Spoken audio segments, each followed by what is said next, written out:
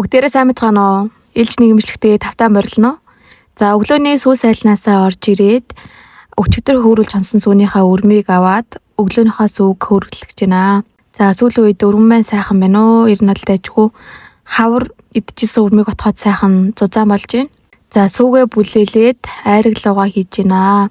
За айраг лугаа хийнгүүтээ айргаа сайхан бүлээд тэгээ сайхан дулаан байлгана. Ялангуяа энэ бороо орцсон байгаа үед дааруулж болохгүй сайхан зузаан очих хэрэгтэй. За тэгчээд араас нь өглөөнийхөө сүүг хөөрүүлээд цайгаа чанаад ер нь өглөө эхэлдэг дээ. Сүү хөөрүүлж хийх арилуугаа сүү хөөрүүлэхгүй хийхээ нүдэ ялгаа гэх юм бол сүү хөөрүүл хийж байгаа нь болохоор өрмөө аваад хийж байгаа гэсэн үг шүү. Харин сүү хөөрүүлэхгүй хийж байгаа нь болохоор айргийнхаа шартаас авахгүй бас тэгж хийдэг. Тэгээд ер нь аль нь ер нь тасыг авчих юм бол айгүй зүгээр. Тэгэхгүй бол аруул хатсны дараа айгүй тас гоожод идэгэ. За охиныхоо төрсөн өдөрт бэлтээд дүүгээрээ гоё хумс хийлгээд байж гэнэ. За тэгээд мал дээр ижиж хумс хийлгээл энэ төр гээд яваа. Түрүү нэг хүн бас хоолунд хийж хумс энтертэй гэсэн байсан. Би ямар галтаанд ажилтдаг хүн үү те. Хот хөдөөгүй хумс хийлгээд хоолундоо өглөө оройд хийж л байгаа илүү дээ.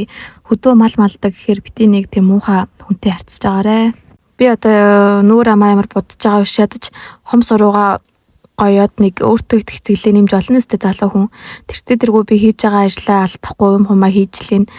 Ийм байлаа гэд өхрийн дэлэн ураад идэггүй шүү. За оройныхоо сүс айлны ажилд гарах гэж байна.